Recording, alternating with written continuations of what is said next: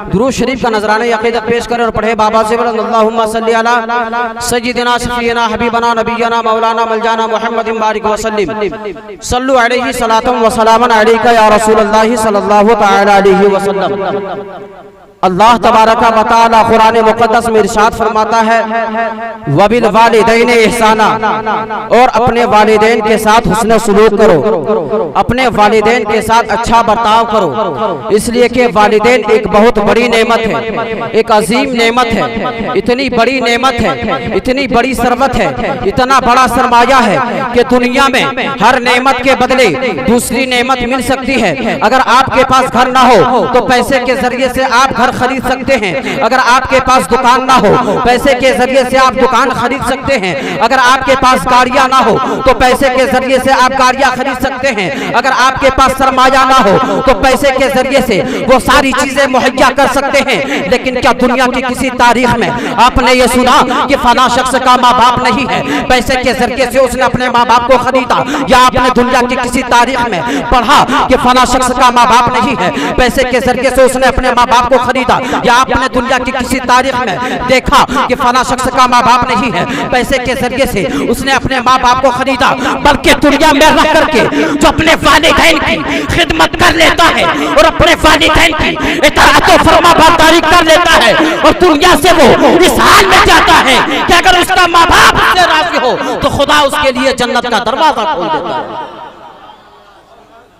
حضرات محترم، جب تک آپ لوگ یہاں بیٹھے تو سبحان اللہ اور ماشاءاللہ کہتے رہیں، اس لیے کہ اس وقت پوری کائنات میں اگر سب سے حسین و جمیل، سب سے خوبصورت، سب سے بیوٹیفل، سب سے ہینڈسم اگر کوئی انسان ہے تو وہ آپ ہیں۔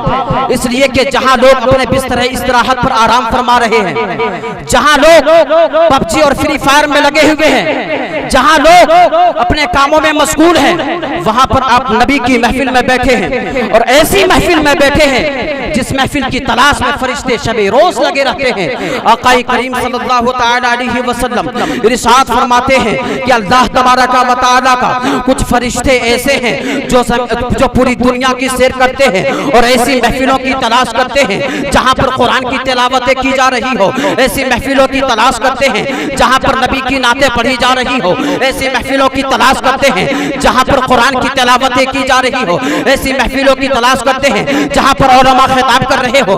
جب فرشتے کو ایسی محفل مل جاتی ہے، فرشتے آ کر اس محفل میں بیٹھ جاتے ہیں اور اپنے تمام جماعت کے فرشتوں سے کہتے ہیں اے فرشتے چلے آؤ، ہمیں وہ محفل مل گیا جس محفل کی تلاش میں ہم نکلے تھے۔ تمام فرشتے آتے ہیں۔ حدیث پاک کا مفہوم ہے، آقا کریم صلی اللہ تعالی علیہ وسلم ارشاد فرماتے ہیں کہ تمام فرشتے اس محفل میں آتے ہیں اور زمین و آسمان کے درمیان جو فاصلے ہیں یہ پورے فاصلے کو بھر دیتے ہیں، سو ایک ذرا سا بھی سراغ باقی نہیں رہ جاتا، اور تمام انبیاء تمام فرشتے جس طرح آپ یہاں پر بیٹھے ہیں اسی طرح فرشتے بھی بیٹھے ہیں، لیکن جس طرح آپ یہاں پر بیٹھ کر کے نبی کی نعتیں سن رہے ہیں، علماء سے خطاب سن رہے ہیں، جیسے آپ نبی پر درود پڑھ رہے ہیں، جیسے آپ سبحان اللہ اور ماشاءاللہ کہہ رہے ہیں، جیسے آپ الحمدللہ کہہ رہے ہیں، اسی طرح سے اللہ کے فرشتے بھی اس محفل میں ہیں، وہ بھی نبی کی نعتیں سن رہے ہیں، وہ بھی علماء کی خطاب سن رہے ہیں، وہ بھی درود نبی پر درود پڑھ رہے ہیں، وہ بھی یہاں پر بیٹھ کر کے سبحان اللہ اور ماشاءاللہ کہہ رہے ہیں۔ لیکن حضرات جیسے ہی یہاں پروگرام ختم ہوگا ہم اور آپ جائیں گے اور اپنے گھر میں اپنے بستر پہ آرام کریں گے، لیکن وہ فرشتہ جو کھانے پینے سے پاک ہے، وہ فرشتہ جو سونے سے پاک ہے، جسے اونگ نہیں آتی، وہ فرشتہ سیدھے رب کی بارگاہ میں جائے گا۔ اللہ تبارک و تعالی ارشاد فرمائے گا اے فرشتے تم کہاں سے آ رہے ہو؟ فرشتے عرض کریں گے مولا میں ایسی بارگاہ سے آ رہا ہوں، میں ایسی جگہ سے آ رہا ہوں جہاں پر تیرے بندے تیری کبریائی بیان کر رہے تھے۔ اے اللہ پروردگار عالم میں ایسی جگہ سے آ رہا ہوں جہاں تیرے بندے تیری بڑائی بیان کر رہے تھے۔ اے پروردگار عالم میں ایسی جگہ سے آ رہا ہوں جہاں تیرے بندے تیرے حمد و ثنا بیان کر رہے تھے۔ اللہ تبارک و تعالی ارشاد فرمائے گا اے فرشتے بتاؤ کیا میرے بندوں نے مجھے دیکھا ہے؟ کہا تیرے بندوں نے تجھے نہیں دیکھا۔ کہا جب میرے بندوں نے مجھے نہیں دیکھا تو یہ عالم ہے اگر مجھے دیکھ لیتا تو کیا عالم ہوتا. فرشتے اللہ تبارک و تعالی ارشاد فرماتا، فرشتے فرماتے ہیں کہ مولا اگر تیرے بندے تجھے دیکھ لیتا تو اس سے کہیں زیادہ تمہاری بڑائی بیان کرتے، اس سے کہیں زیادہ تیری کبریائی بیان کرتے، اس سے کہیں زیادہ تیرے حمد و ثنا بیان کیے جاتے. پھر اللہ تبارک و تعالی فرشتوں سے فرماتا ہے اے فرشتوں بتاؤ، اے فرشتے بتاؤ کیا تم وہاں اور میرے بندے کیا کہہ رہے تھے؟ پھر فرشتے کہیں گے مولا وہاں پر تیرے بندے تیرے حبیب کے ذکر کر رہے تھے، تیرے حبیب کی نعتیں پڑھی جا رہی تھی، تیرے حبیب کی تعریف و توصیف بیان کیے جا رہے تھے، وہاں پر تیرے حبیب پر درودیں پڑھی جا رہی تھی، وہاں پر تیرے بندے کی نعتیں پڑھی جا رہی تھی. پھر اللہ تبارک و تعالی ارشاد فرمائے گا اے فرشتے کہ بتاؤ کیا میرے بندوں نے میرے حبیب کو دیکھا ہے؟ اے فرشتے بتاؤ کیا میرے حبیب کے امتیوں نے اپنے مصطفیٰ کو دیکھا ہے؟ تو فرشتے عرض کریں گے مولا تیرے حبیب کو تیرے بندے نے نہیں دیکھا. پھر اللہ تبارک و تعالی ارشاد فرمائے گا جب میرے بندے نے میرے حبیب کو نہیں دیکھا تو یہ عالم ہے، اگر دیکھ لیتا تو کیا عالم ہوتا. تو فرشتے عرض کرتے ہیں مولا اس سے کئی زیادہ تیرے حبیب کی محفلیں سجاتے، اس سے کئی زیادہ تیرے حبیب پر درودیں پڑھے جاتے. پھر اللہ تبارک و تعالی ارشاد فرماتا ہے اے فرشتے میرے بندے نے اور کیا کہا، کس چیز کی طلب کر رہے تھے، کس چیز سے پناہ مانگ رہے تھے؟ فرشتے عرض کریں گے مولا تیرے بندے وہاں بیٹھ کر کے جہنم سے پناہ مانگ رہے تھے اور جنت کی طلب کر رہے تھے. اللہ تبارک و تعالی کی رحمت جوش میں آئے گی. اللہ تبارک و تعالی ارشاد فرمائے گا اے فرشتے تم گواہ ہو جاؤ میرے جس بندوں نے جہنم سے پناہ مانگا میں نے اسے جہنم سے پناہ دیا، اور جس نے جنت طلب کی میں نے اسے جنت عطا کی. حضرات جب تک آپ یہاں بیٹھے سبحان اللہ اور ماشاء اللہ کہتے رہے اور اپنے نیکیوں میں اضافہ کرتے رہے. آئیے میں آپ کو ایک واقعہ بتاتا ہوں، اس کے بعد میں اپنی جگہ لے لوں گا. ایک شخص ہے جس کا 4 بیٹا ہے. اس کا چھوٹا بیٹا اپنے والدین کی پرورش کرتا، اپنے والدین کی خدمت کرتا، لیکن ایک دن ایسا ہوتا ہے کہ اس کے والد کا بہت طبیعت خراب ہو جاتی ہے.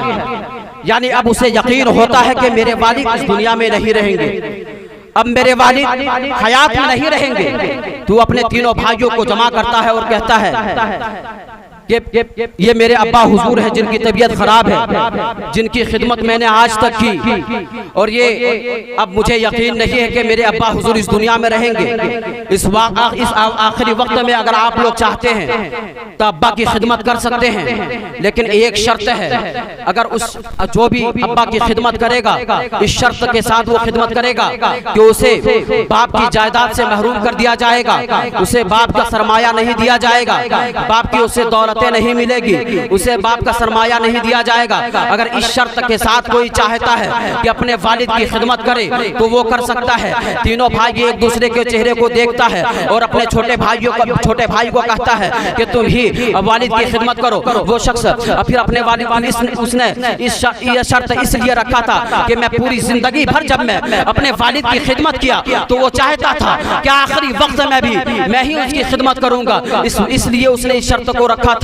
جب انہیں تینوں بھائیوں نے جواب دیا کہ اس کی خدمت آپ ہی کیجئے، وہ اپنے والد کی خدمت کرنے لگتے ہیں. خدمت کرتے کرتے اس کے انتقال ہو جاتا ہے. اس کے بعد کفن و دفن کے بعد اس کی زندگی مفلسی میں گزرنے لگتی ہے، اس کی زندگی غریبی میں گزرنے لگتی ہے، اس کی زندگی فاقے کے عالم میں گزرنے لگتی ہے، اس کی زندگی بھوک کی شدت میں گزرنے لگتی ہے. ایک رات میں سوتے ہیں، جب وہ رات میں اپنے بسترے استراحت پر جاتے ہیں تو وہ خواب میں دیکھتے ہیں کہ ایک بزرگ تشریف لائے ہیں اور بزرگ کہہ رہا ہے کہ فلاں درخت کے نیچے 100 درہم ہے، جا اسے اٹھا لے، اپنی غریبی دور کر لے، اپنی مفلسی کو ہٹا لے، بھوک کی شدت سے تڑپ رہے ہو اپنے بھوک کو مٹا لے، فاقے کے عالم کو ہٹا لے. یہ کہتا ہے صرف وہ درہم ہے یا اس میں برکتیں بھی ہیں؟ کہتا ہے نہیں وہ صرف درہم ہے، اس میں برکتیں نہیں ہے. وہ کہتا ہے مجھے ایسی دولت نہیں چاہیے جس میں برکتیں نہ ہو. وہ اس دولت کو ٹھکرا دیتا ہے. اپنی بیوی کو جب صبح وہ بات سارا واقعہ سناتا ہے کہ میں نے خواب میں دیکھا ایک بزرگ تشریف لائے تھے، یعنی جو اس نے خواب میں دیکھا اپنی بیوی کو سناتا ہے. اس کی بیوی کہتی ہے کہ آپ کو وہ دولت لے لینی تھی، ہماری زندگی غریبی میں گزر رہی ہے، ہماری زندگی مفلسی میں گزر رہی ہے، فاقے کے عالم میں ہماری زندگی گزر رہی ہے. پھر وہ دوسری رات میں سوتے ہیں، پھر دیکھتے ہیں وہی بزرگ تشریف لاتے ہیں اور کہتے ہیں فلاں درخت کے نیچے 10 درہم ہے، جا کے اسے اٹھا لے. یہ کہتا ہے کیا صرف وہ 10 درہم ہے یا اس میں برکتیں بھی ہیں؟ کہتا ہے صرف وہ درہم ہے، اس میں برکتیں نہیں ہے. کہا جب اس میں برکتیں نہیں ہے تو ہمیں ایسی دولت نہیں چاہیے، اس لیے کہ دولت تو ہر کوئی کما سکتا ہے لیکن برکتیں ہر کوئی حاصل نہیں کر سکتا. اگر اس دولت میں برکتیں ہیں تو میں اسے لوں گا، اگر برکت نہیں ہے تو میں اسے نہیں لوں گا. پھر اس 10 درہم کو بھی وہ چھوڑ دیتا ہے. اس کے بعد اپنی بیوی کو پھر صبح کو وہ اپنے واقعہ بتاتے ہیں جو خواب میں وہ دیکھا ہے، وہ اپنے سناتے ہیں. پھر اس کی بیوی کہتی ہے آپ کو لے لینا تھا. پھر تیسری رات میں جب وہ سوتے ہیں تو پھر وہی بزرگ تشریف لاتے ہیں اور کہتے ہیں فلاں درخت کے نیچے 1 درہم ہے، جا اسے اٹھا لے، اپنی غریبی کو دور کر لے، اپنے فاقے کی زندگی کو ہٹا لے، اپنے مفلسی کو دور کر لے. یہ شخص پھر کہتا ہے کہ اس میں برکتیں ہیں. وہ بزرگ کہتا ہے اس میں برکتیں ہیں. وہ اس 1 درہم کو اٹھا کر لاتا ہے اور بازار کی طرف چل پڑتا ہے. بازار کی طرف جیسے ہی جاتا ہے ایک شخص آواز لگاتا ہے 1 درہم کی 2 مچھلیاں، 1 درہم کی 2 مچھلیاں. وہ شخص وہاں جاتا ہے 1 درہم دے کر کے 2 مچھلیاں خریدتا ہے، اس کو اپنے گھر میں لاتا ہے، اپنی بیوی کو دیتا ہے، کہتا ہے کہ اسے تم پکاؤ، اس کو بناؤ.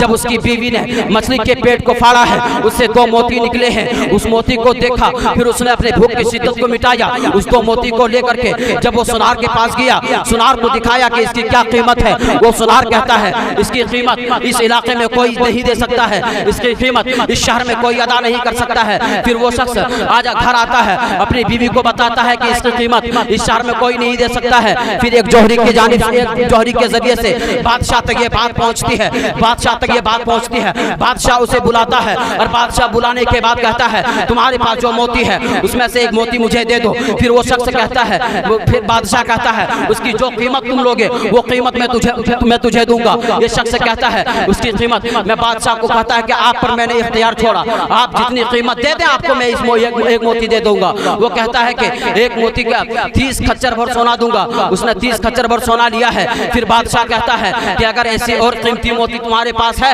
تو مجھے لا کر کے دو. کہتا ہے اب اور 1 موتی ہے لیکن اس کی قیمت میں لگاؤں گا. کہا ٹھیک ہے تو ہی لگا. پھر وہ شخص کہتا ہے اس کی قیمت یہ ہے کہ 60 کھچر بھر سونا دینا ہوگا. کہتا ٹھیک ہے 60 کھچر بھر سونا دیتا ہے. حضرات محترم، کہنے کا مقصد یہ ہے کہ جس نے کل زندگی مفلسی کی زندگی گزار رہا تھا، جو کل غریبی کی عالم میں تڑپ رہا تھا، جو بھوک کی شدت سے تڑپ رہا تھا، جس کی زندگی فاقے کی عالم میں گزر رہی تھی، اس نے اپنے ماں باپ کی خدمت کی ہے، اپنی زندگی میں اپنے والدین کی اطاعت و فرمانبرداری کیا ہے. خدا نے اس کو اتنی دولت دے دی کہ اس شہر میں اگر بادشاہ کے بعد کوئی دوسرا امیر تھا تو وہ شخص تھا. حضرات انہی چند جملوں کے ساتھ میں اپنی تقریر کو اختتام کرتا ہوں. اگر بولنے میں سہون یا قصدن غلطی ہوئی ہوگی تو اللہ تبارک و تعالیٰ کی بارگاہ میں استغفار کرتا ہوں. استغفر اللہ ربی من کل ذنب و اتوب الیہ وما علینا الا البلاغ. السلام علیکم.